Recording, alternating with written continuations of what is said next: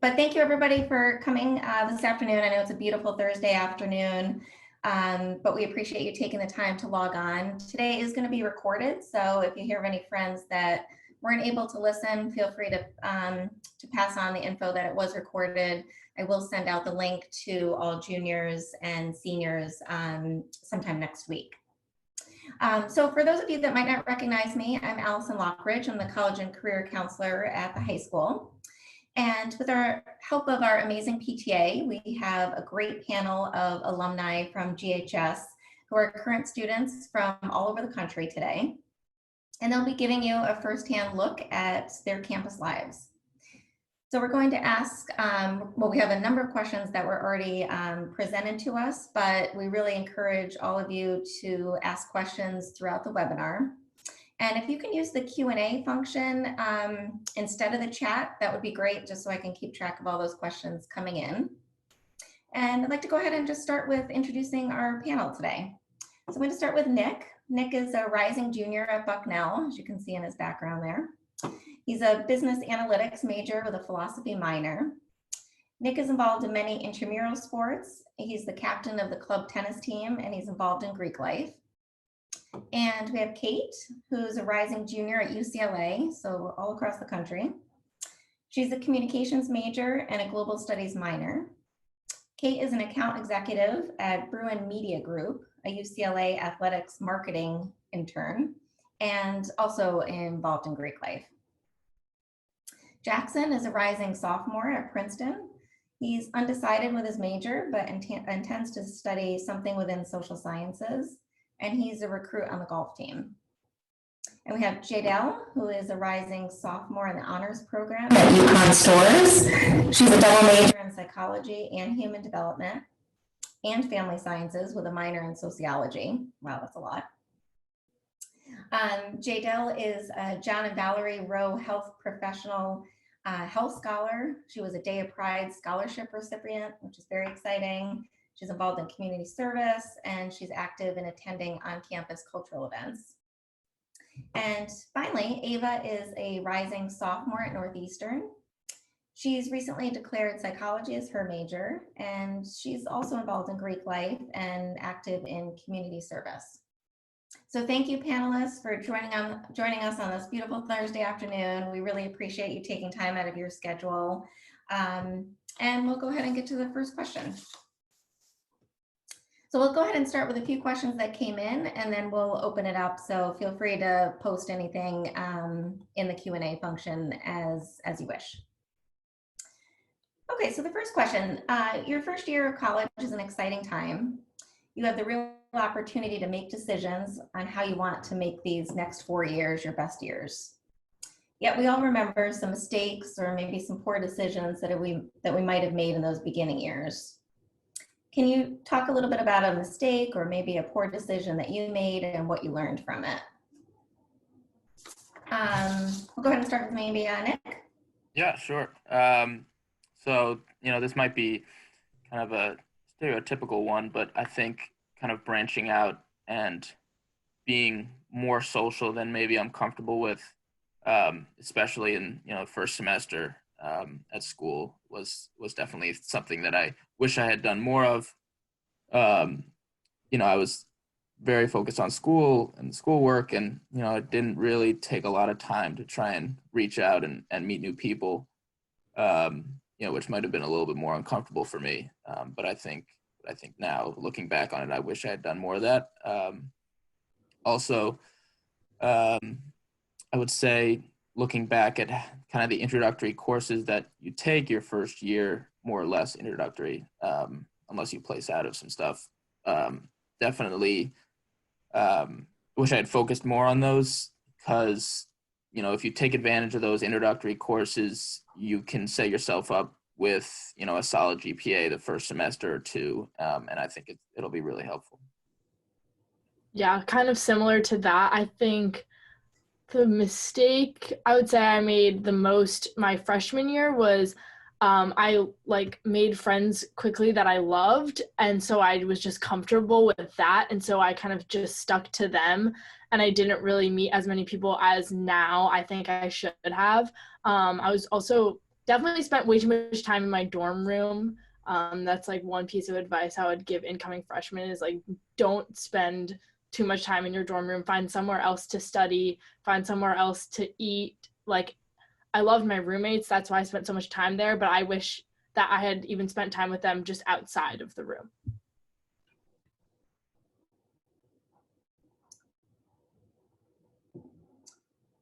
Jackson? Yeah, so thinking about like one in particular mistake I would make is very early on when I got there, I was very eager to kind of do whatever was like out there in terms of like social activities, just because that's like one of the first things you want to do is like go have a bunch of fun when you get to college. And like early on, I almost missed the like first practice that our coach had put together for just the freshmen. I'd been out late the night before and set my alarm, all this stuff, and it like kind of set in.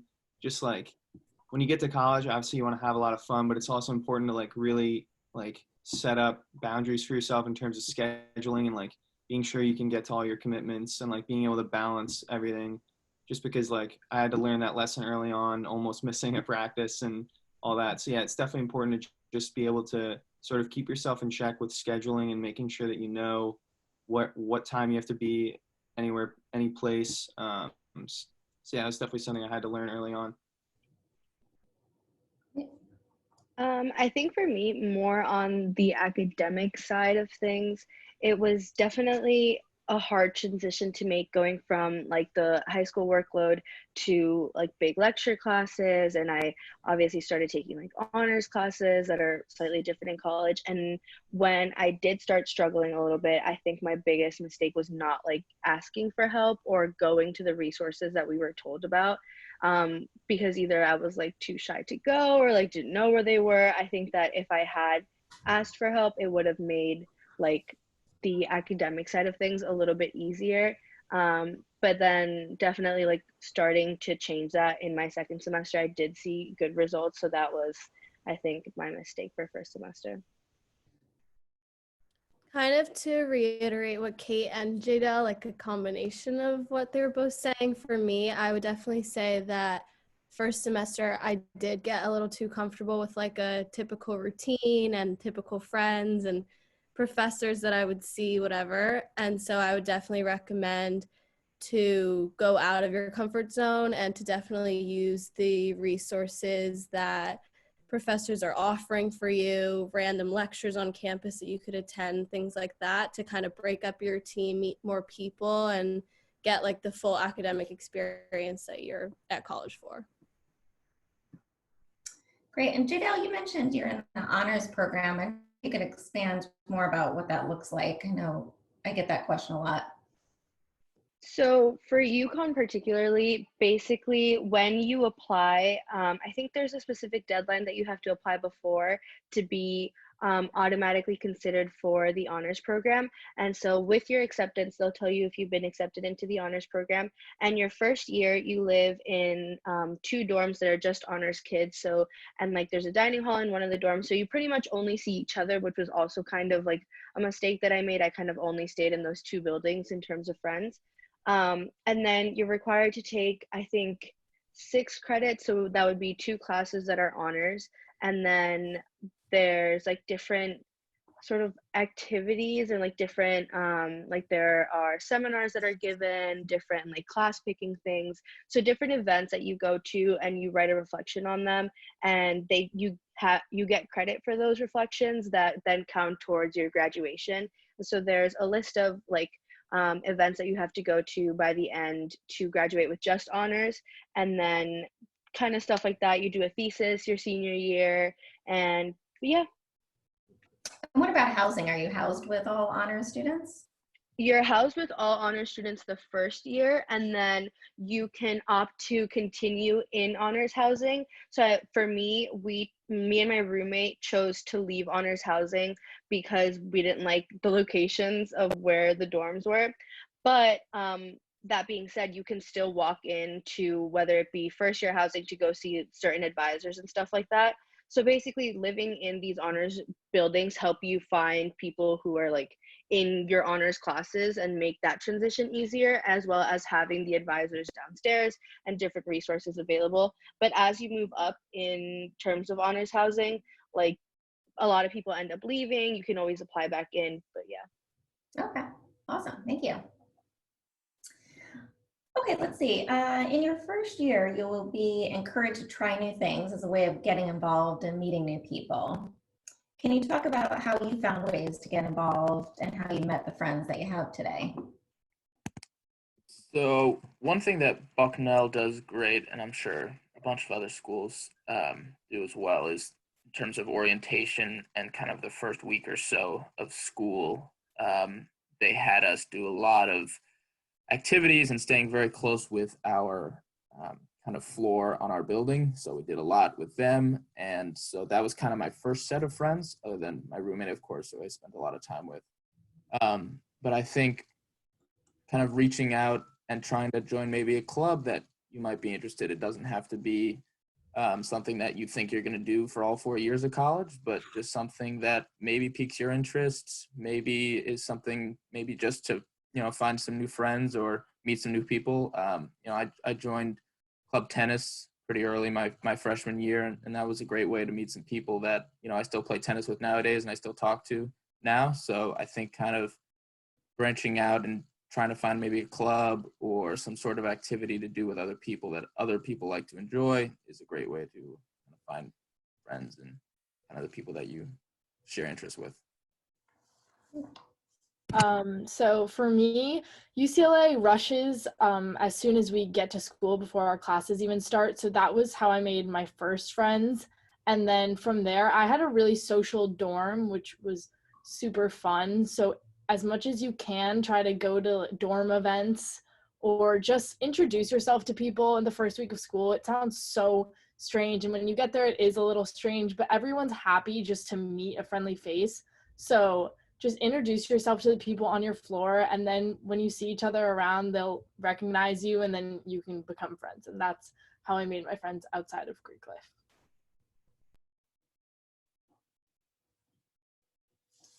Jackson?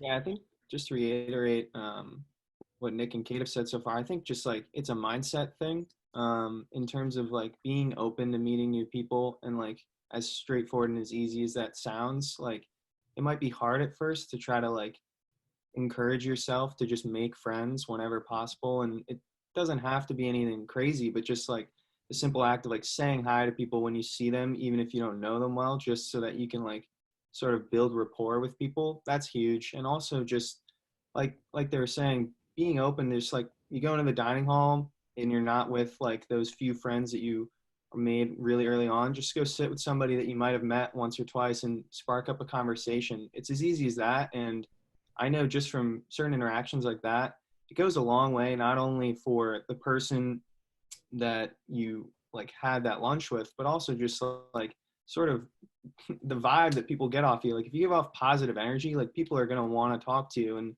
that goes a long way. So I think that's sort of like taking that mindset to just being open to people is really key if you want to try to build friendships.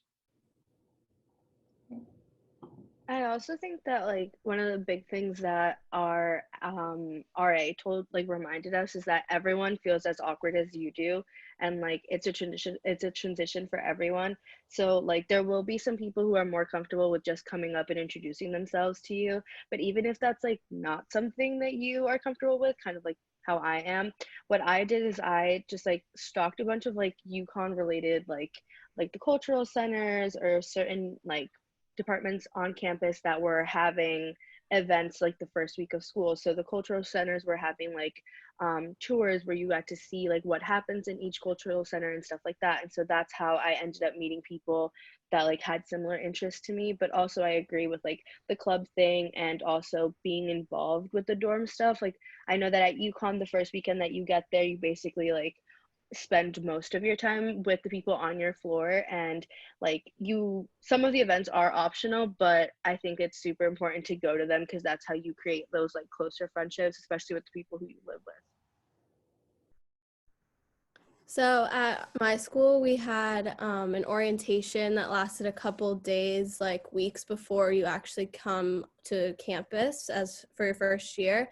So I met a lot of my like first friends there. And then when we all came and moved in and started school, we all like kind of met up and brought each other's roommates and other people that we had met on our floor or in our building. And that's kind of how we all like started creating friends. But I would also just note, obviously this doesn't apply to every school, but for a lot of schools in like the East Coast or places that will get cold in the winter, I would definitely take advantage of the warm weather when you get to campus, because you'll see a lot more students just like out and about on campus. And that was a really good way for me to meet people. We had like a lot of events outside or just like people on the lawn, like playing spike ball, like pick up a ball, go play with them, like things like that was a really great way to like casually meet people and not like force any kind of friendship. And that definitely would be harder to do once it gets colder and everybody's stuck in their dorms. So Very good advice. So a couple of you mentioned club involvement.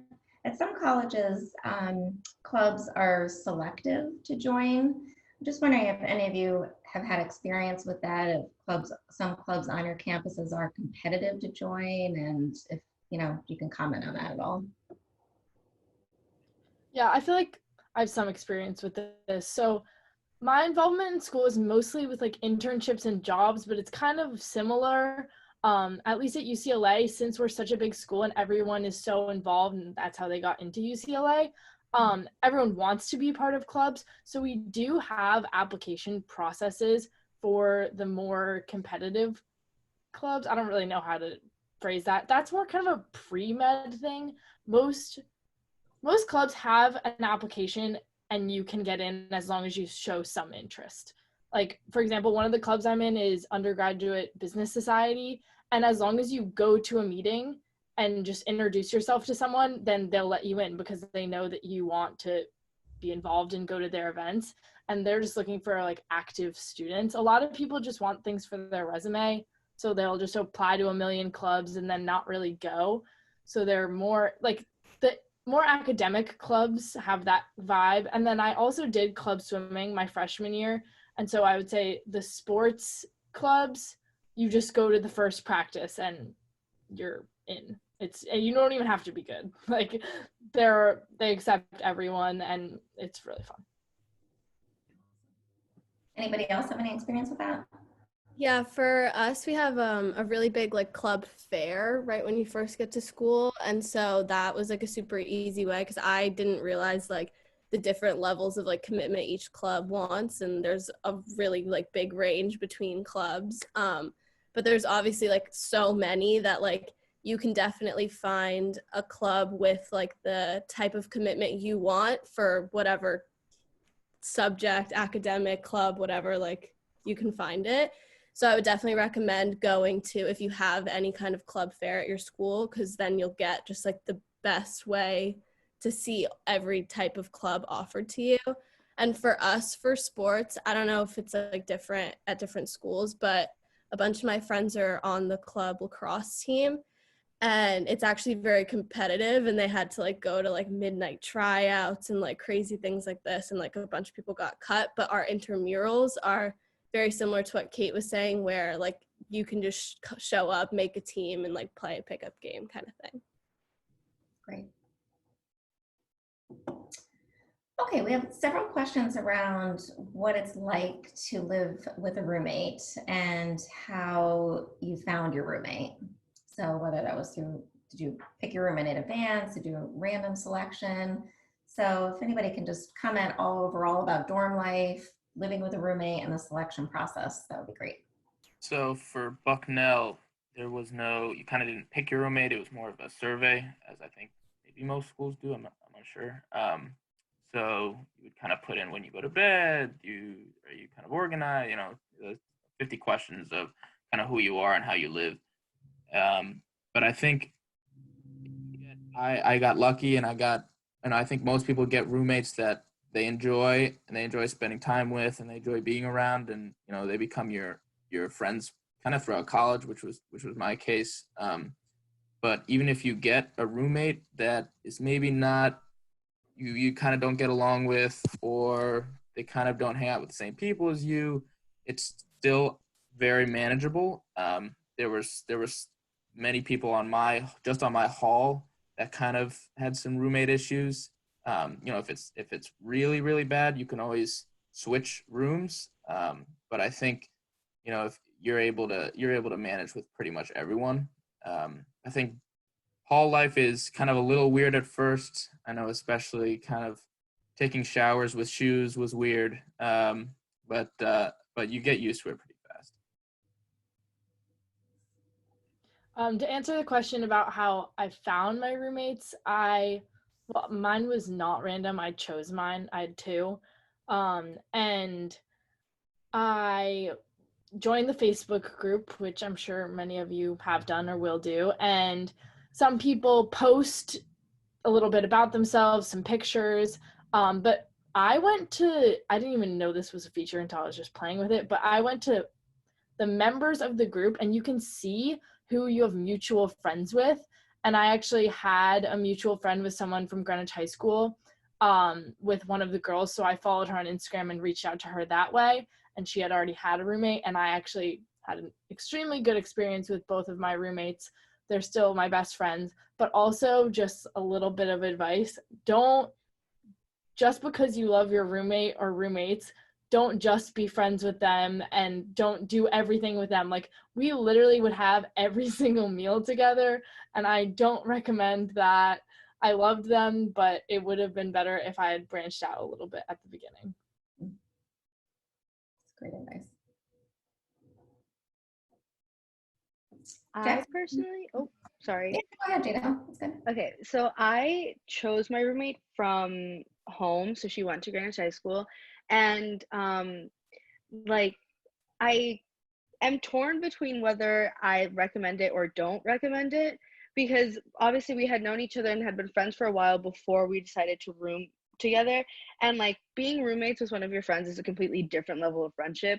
And because you both already like trust each other and like know a lot about each other, there might be some sort of like boundary issues sometimes. I feel like let's say she would want to sleep at a certain time where like I'm still up, and like both of us are just like too nice to each other or like love each other too much to be like, okay, like go to sleep, like it's late.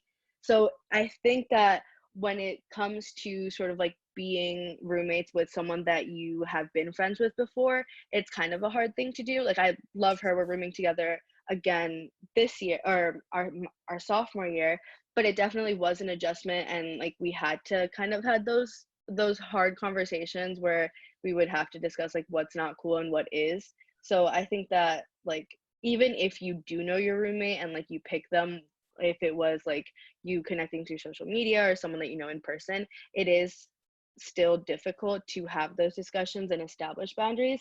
But like you get used to it and you sort of pick up on each other's schedules, and like you know when one person's in the room and when the other isn't. So I think it's just like an adjustment sort of. Yeah, just to echo what Jaydell said. I mean, I had 3 roommates. I had applied to be in a quad. The only thing at Princeton you do in terms of roommates for freshman year is apply like what size room you want to be in. But you don't get to pick at all. It's just all random. And so I had never met any of my 3 roommates. And to be honest, like we were all very different people. Like especially me and my direct roommate had like very like opposite sleep schedules and like opposite schedules in general. So that was a little challenging at first, just trying to like get used to like being in the same room with somebody, and like if I have to wake up before he's still asleep, like it can get challenging at times. But just trying to respect like other people's like boundaries and like being upfront about it. Like we weren't very upfront about it, to be honest. Like we just kind of like let it go, and as conflicts came, we dealt with it. It wasn't the best situation, but I definitely think that you get used to it no matter what your situation is. And definitely like having conversations is probably a good thing to do, especially if you have very different schedules. That's something I probably wish I had done more with my direct roommate.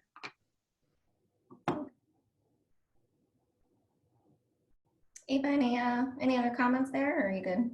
Yeah, I mean, I picked my roommate through a Facebook group, pretty similar to how Kate did. And then after I saw her post on Facebook, reached out to her on Instagram, the whole thing. I'm sure a bunch of you are starting to do that. The only advice I would say, especially like at the beginning when you're just starting to like get to know each other and how each other like wants to live in the same space, our RAs actually made us put together like a contract of like what we expect from each other and like what's okay and what's not okay. And in my opinion, I would definitely recommend to get that out of the way like before you guys become friends, because it's not really awkward at that point. You're kind of just like, okay, hi, we just met, like this is what I'm expecting and this is what you're expecting, and then you get it out of the way, and then like we're best friends now and it works great. We're rooming together next year. So I would definitely recommend doing that sooner than later. Great. So we have another question about Greek life. So I know a few of you are involved in Greek life. Could you talk about how you got involved and what it's like being in a fraternity or sorority? So for Bucknell, you rush beginning of the year, sophomore year. So you have a full year, your freshman year, to kind of get acquainted with what Greek life is, what it means to be a part of Greek life. But I think it's also, there's pros and cons. The cons would be, if you rush right away, you kind of instantly get this, and you get into a fraternity, you kind of instantly get this big network of friends that, makes it maybe easier to transition into college. But I think kind of understanding what Greek life really is about is also good in terms of waiting a year.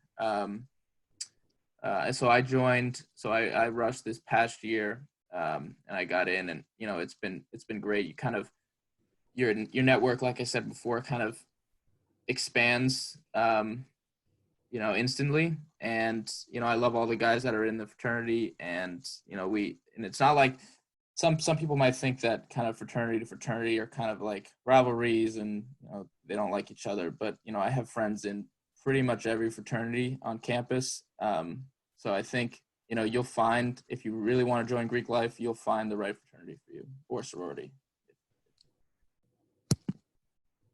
Okay. Yeah, I could talk about Greek life for a long time, but I would say, like, to sum it all up, I rushed as soon as I got to school. Rush is definitely a little bit stressful for girls. A lot of talking about yourself, which some people might not really like to do. But the only advice I would have for that is just like be friendly, be positive. Things generally work out. And then in my sorority, well, I actually currently live in my house, and that's also been a really positive experience. I'm trying to think. Oh, my sorority has been very helpful in terms of getting jobs. That would definitely be one of the things that I would say is a huge pro of joining Greek life, is as being part of your sorority, you have not only connection to people at UCLA who have connections, but also nationwide. We have all of these databases and people to email and people who come speak at our house and give advice. So it's been really helpful for networking. And also we have a really good test bank. So academically, it is helpful. Great. And I think, Ava, you're involved in Greek life as well, right? Yeah, so I actually rushed similar to Kate, like my fall semester, my first year. And I wanted to do it like sooner rather than later because I saw it as a really great way to meet a lot of new girls. The only advice I would give about like the rushing process, regardless of like what time or when you do it, would kind of be like, you're definitely going to hear about Greek life when you get to your school, no matter like how big or how small it is at your school. And you'll definitely hear like certain stereotypes or things about each sorority or each fraternity. And for me, something that I thought was actually like really crucial to like me finding my sorority was me knowing nothing about it going into it, because I didn't have any like bias towards anyone. I wasn't really like thinking in the back of my head while I was having conversations with girls, like, oh, this is what people say. Like, So I think it's really important to kind of go into it with like your own head on your shoulders and just take every conversation as it comes to you and make your own opinions about every sorority or every fraternity. And if you go into it with a bunch of friends and you guys end up ending in different sororities, like good for you. That's a whole other sorority you can now be friends with. Like definitely don't try and just follow your friends. Like it's really important to know what you want and what kind of people you want to surround yourself with. And I love it. And it's been really great with me so far. Yeah. Great. So, Kate, you just mentioned working. There were a couple questions around kind of how do you balance work with school, and I'm not sure if anybody else works on campus or off campus, but if you can maybe just comment on if you do have a job and how you manage that. Yeah, so I do think that UCLA is a little bit unique because we're on the quarter system, so we only take about 3 classes at a time. So we have a kind of a lighter schedule, I would say, compared to semester schools. Therefore, a lot of my friends have jobs or internships. I spoke about, so my advertising job, I sell the advertising for Daily Bruin, which is our newspaper, and I got into that because some girls in the grade above me in my sorority just made an announcement at chapter and were like, please apply to this. And so that was how I got involved in that. And I work for that 10 hours a week, which is completely manageable. And then I also work for athletics in the marketing department, and that is less of a commitment. I work at game days, which is, it adds up to around 6 hours a week, but I basically make time for that. I just have to do my schoolwork after dinner, which sometimes some of my friends don't do because they're getting ready to go out, but there's actually enough time to do both. And also, I try to wake up early, which a lot of college students don't do, to help me like get my day started. And that's basically how I fit my job into my academic life. Great. Anybody else want to comment on work? So I did have a question for Jackson about just being involved in a D1 sport and managing that with academics. Can you talk a little bit about that? Yeah, I mean, I guess it's very similar in the sense that a time commitment's a time commitment. I mean, we have workouts early in the mornings on 2 days a week, and then we're playing on the weekends. Golf's fall and spring, so we, like, right when we get there, we're playing basically every day up until end of October, and then we pick back up with real practices in February. So yeah, I mean, for the majority of the year, it's just trying to make sure I'm on top of my schedule, especially with academics. I mean, what's helpful is that with the golf team, we're able to practice. We don't have to practice as a team all the time. So during the week, our coach lets us practice when it works with our academic schedule, which is really nice. I know it's not the same for all teams, but nevertheless, just being able to like map out your weeks is definitely big. Know when the big deadlines are. Cause I mean, that's just a theme in general in college, is that like, you're not going to have like weekly tests a lot, but it's going to be like a lot of stuff that you have to plan out through the semester and then just be ready when those due dates come. And so I guess having a sport just sort of puts more emphasis on being able to plan that out. But in terms of like being able to manage the day to day, yeah, I mean, you just get into a rhythm, you get into your sort of what you need to do throughout your day in order to stay on top of things. And then it just becomes sort of second nature. Yeah, and then Nick, you're on the club tennis team, captain of the club tennis team. How, what type of commitment is a club team, would you say?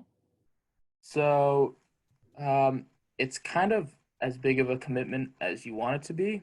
In the beginning of the year, there's probably about 50 kids that show up. It's twice a week for an hour and a half, from like 6 to 7:30. So when it gets dark, they put on the lights for the courts. But in the beginning of the year, there's like 50 to 70 kids that show up to a practice, so it's pretty packed. And then it kind of gets down to like 10 to 20 by the time like it starts getting a little cold. And it's totally okay for you to come to one practice in the fall, or you can come to every, it's the more the merrier, but there's no specific time commitment if you want to be a part of the club tennis team. And then we usually have one tournament a semester where we go to a different school and play there. And again, you can do that if you want. We are selective in that, so we only take 6 to 9 kids on the trip. But it's totally up to you. If you have work that night and you can't come to the practice, that's not a problem. But if you want to, that's awesome. So it's kind of totally up to you and your schedule. Great. So we've talked a lot about some social aspects. So we have a number of questions around academics, and just knowing all of you, you were in very rigorous courses at Greenwich High School. How hard is college compared to high school? Anybody can answer that.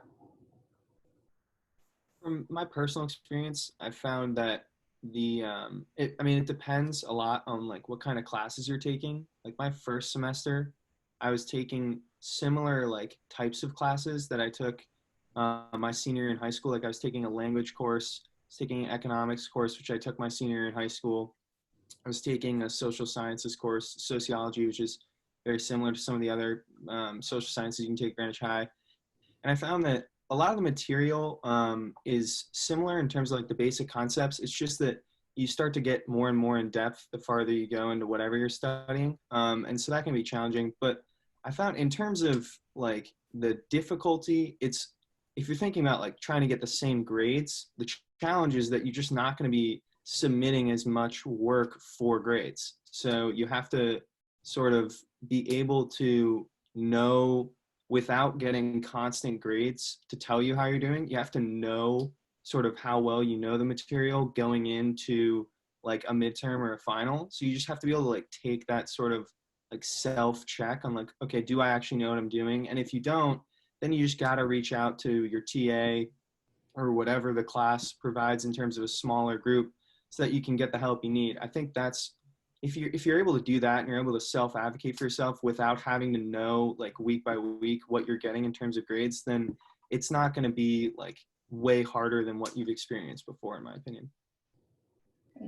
I definitely agree with that. Like one of the weirdest things for me going to college was you just get a syllabus the first day and they don't really even reference it always. Like you'll just have things due and you need to know when they're due, and it's mainly just 2 big tests, like a midterm and a final, or 2 big papers. Like you just need to just keep up with your readings. I definitely did not do that in high school, and I didn't really need to, but in college I thought I could get away with that, and that is not the case. You need to just have a planner. I did not have one in high school. I was not used to that aspect of school. I was kind of used to just like paying attention in class, studying right before a test, and that was how I did well. And that's just different in college. You need to not only go to class, but actually pay attention to the readings assigned outside of class so that you can, as Jackson said, stay on top of things. I think I would say, kind of going off that, the biggest thing for me was the planner. I mean, I would have, month by month, and that would be me keeping track of my big assignments like papers, exams, when things were due. And then I'd also have a day-to-day of what I needed to get done, how many, those assignments for the day. So kind of mapping out what your week looked like, what the month looks like, what just that day looks like is huge in terms of staying on top of your assignments, because professors are not always the greatest in telling you, oh, something's due in a week. They just expect that that. And, a planner is huge in terms of kind of keeping track of everything. But it can be sometimes. I just wanted to also add, for me, something that like I didn't realize going into college. I was expecting it to be super hard and challenging, and I was kind of nervous for all of my classes, but something that I didn't really take into consideration was that I went in undecided, but now I've declared my major, and when you declare a major, like you're picking what you want to study. So all of your classes should be classes that you're interested in some extent or are curious about. So for me, a big difference with like my college classes and my high school classes are I actually care a lot more about what I'm learning in my college classes. And for me, it kind of just came much more naturally in how I study and how I'm listening in class, taking notes in lectures. So I feel like definitely get the plan or do like focus on your work, but don't be like that nervous, because hopefully the classes you're taking are going to be ones that you're really interested in and you want to learn about. I would say also just add, oh, Jada, do you want to say something first? Yeah, sure. Just quickly, I think that it like kind of depends on what class you're in, and a lot of it has to do with the professor. Because I know that I took the Intro to Bio course. The professor's not everyone's cup of tea, so it was kind of a challenging class. Like the material obviously was a little bit more in depth than what you would learn in like an AP Bio class, but because the professor taught in the way that he did, a lot of it would fall on the students to go and like learn.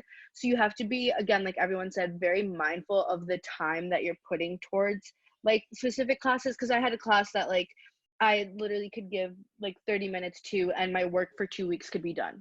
So I think a lot of it is being mindful about what classes you're picking when you first get there.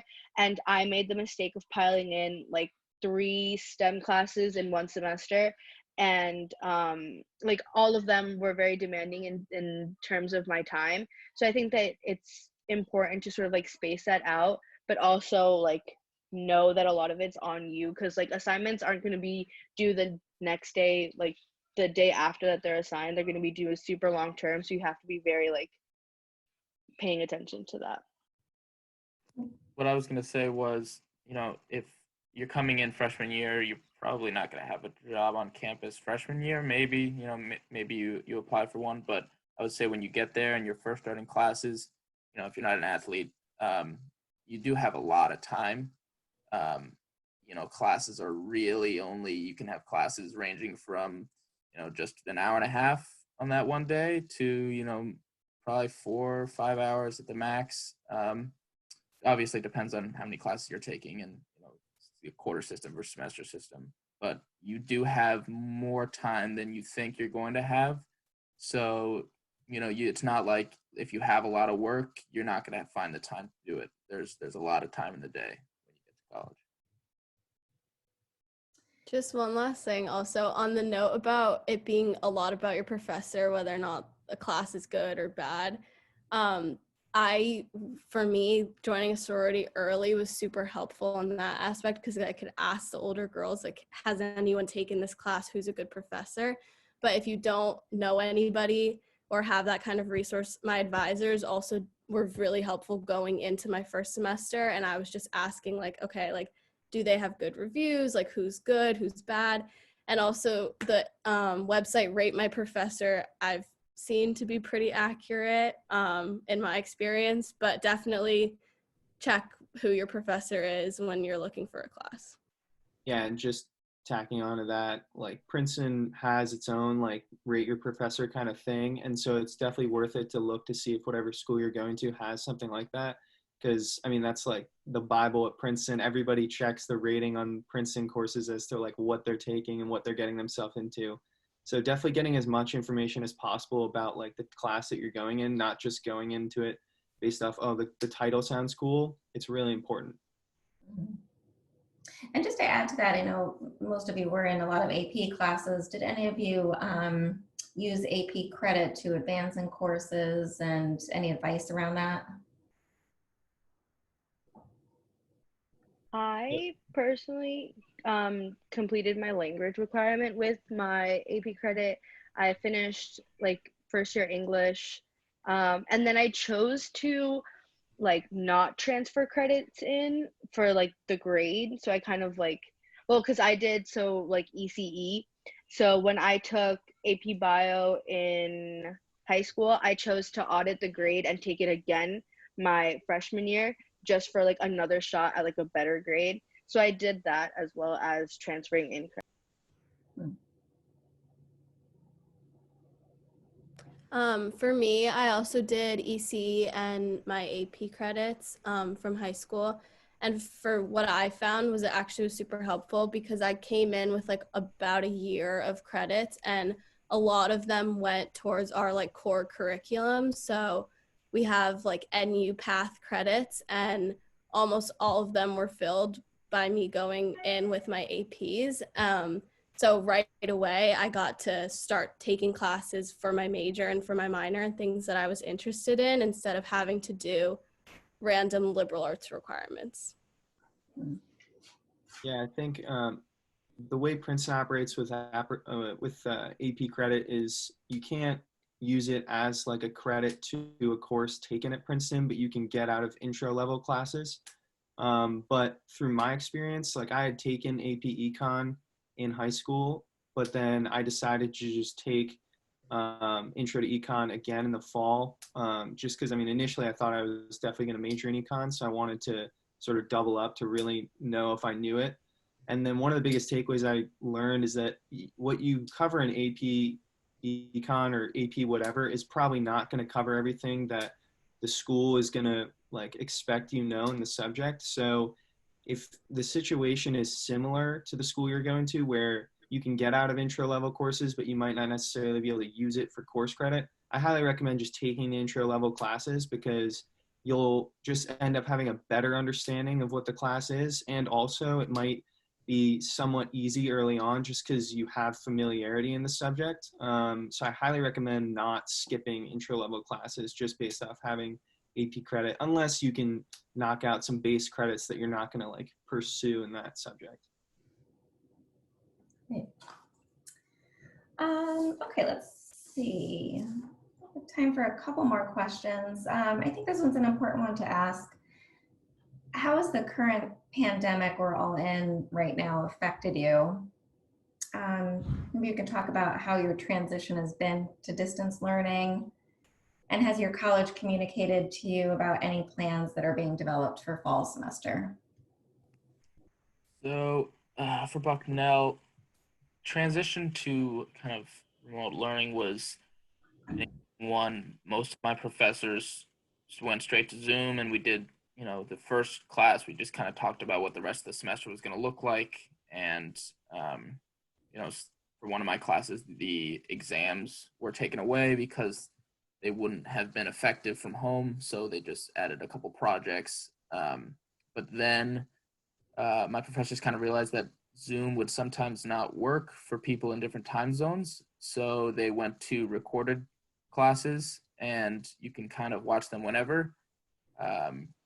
And it was helpful in terms of not having to wake up super early for a class.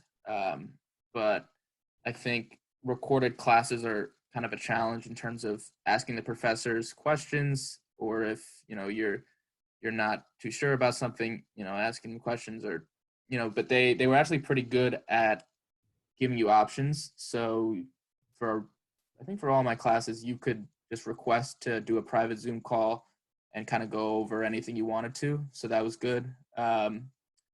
Exams were interesting in terms of not your usual format. So like for a bio class that I was taking this semester, there was 5 different sections and you had 20 minutes to do each section. So you could kind of do them whenever over a 2-day period, which was different. But I think, overall it was a fairly smooth transition for me. Oh, and for next year, Bucknell hasn't really said much. So I'm assuming that we're still on for now, which is the hope. But they've been keeping us posted fairly regularly. So I think I'm in a bit of a unique situation because I was on the quarter system. I never went to any of my classes that I'm taking right now. I was going on spring break when they announced we were going remote, so I've actually never met any of my professors or anyone in my classes.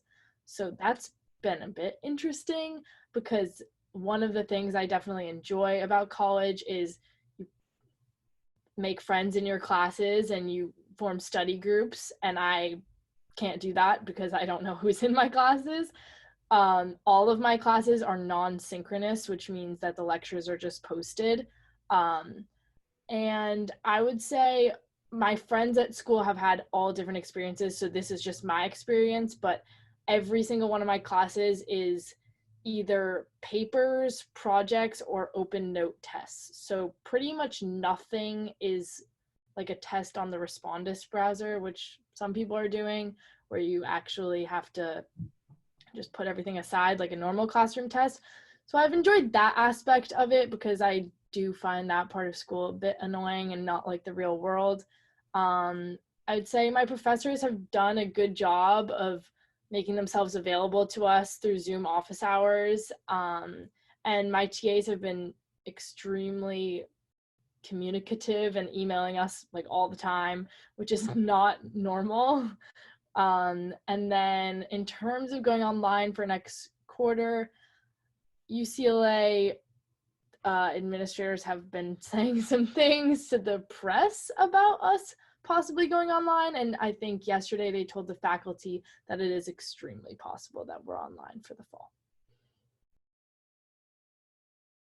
Yeah, in terms of the transition to Zoom, I mean, the classes I was taking were, just to give you guys like a real sense of what the deal was, I was taking a Spanish class, which you met every day, and like person-to-person interaction was huge because you're trying to learn how to speak a language.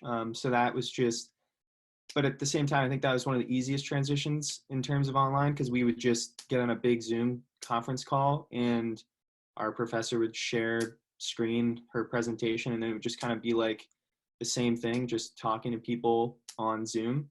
And then I was taking a once a week like lecture class that was just based off readings, so that was very similar as well. The ones that got challenging was I was taking actually a lab that was this architecture class, and it was a lot of like hands-on stuff, doing like lab exercises and then having to write reports. That kind of just turned into us watching videos on someone else doing the lab and then writing the reports, which was too bad because it kind of got rid of the fun of the class. And then the last course I was taking is math, which was just a lot of watching somebody write the notes on a screen instead of on a blackboard. And then in terms of exams, I have my two of my exams, one tomorrow and one on Saturday, and they're both open note tests that you just have X amount of time to do, and it's just operating on the honor system that you'll do it in that time. And then the other classes were just like papers and stuff. So in terms of the transition, it is what it is. I mean, it's much less ideal than being there. And in terms of like work ethic, it's a lot harder to push yourself when you're not around everybody else doing the same thing. I'd say that's probably the biggest transition, is like being in school and like seeing everybody else working hard and like going to the library. It just makes you want to work hard, but being at home makes it a little more challenging to do that. And then in terms of next year, Princeton has committed to not pushing the school year back. So whether we're online or not, we're starting in September. They've made all the professors plan as if we're going to be online, just so that they're prepared. But in terms of the final decision, they said they're going to make it in July. So for me, I'm actually 2 weeks into summer school already. So the transition from spring semester and finishing spring semester at home was kind of a lot of just about like how to take a test. And a lot of them ended up being open notes, or I've had some friends who have had to like be on a Zoom with their professor while they took the test to make sure they weren't cheating. A lot of honors policy kind of things going on right now. But for my summer classes, I've definitely seen the professors have a lot more time on their hands than when they were actually teaching lectures. So office hours are offered all day. If you just email them, they'll hop on a Zoom with you. Like, they're definitely like email you every day, like, this is where you should be, this is what I'm hoping you guys are doing, like checking in. So they've been definitely very helpful with trying to keep everybody up on pace. And for next fall, we've actually officially, our president was on CNN yesterday, said we're back on the fall. So they've already ordered like thousands of extra beds. They're planning out the whole housing situation for people who need to isolate, and what that might look like if we have to all wear masks on campus. We're not sure yet. but we have officially come out with the statement that we're all coming back. So we're definitely excited about that. For me, it was a lot of like being pulled in different directions. So I had two classes that were asynchronous, so I could just watch the lectures whenever. And then my longest class was on a Zoom call. So that was 3 hours of just like sitting there and working through presentations and stuff like that. And then I had another class that was also asynchronous, and so that was kind of easy, and I ended up having like almost all of my tests be open note except for my bio class. We had it in the Respondus browser and we had the webcam, so that was like I think the strictest test I had to take. But a lot of my teachers ended up giving us the option to exempt ourselves from our final depending on like if we were okay with our grades. So it was definitely a challenge, but it did end up getting easier. And like now I know that when I start my summer classes, it's going to be fine doing the whole online thing. In terms of the fall, UConn hasn't said anything. And our most recent update, they just like told us that all of the teachers are fully prepared to go online if need be, or they're looking at different like hybrid programs so that students who are abroad and can't come back to Connecticut can take the classes online, and then whoever's in Connecticut can come back on campus, but they're not making their official decision until June. Okay, well, thank you, all of you. I see that we're at 5 o'clock. You're all so interesting. I know I could sit here and listen to all of you for another couple more hours, but I promise to get you on your way. And I think for those of you that are listening, if we didn't get to your questions, feel free to email them directly to me, and I'm sure the panelists will be happy to answer any additional questions so I can forward it on to them. But I just want to thank you all for taking this time. Like I said, I know it's a busy time finishing up your courses, and I wish you all the best as you finish your classes. Have a good summer, and wish you all the best. All right, thank you, everybody. Thank Thank you. you. Thank you. Thank you.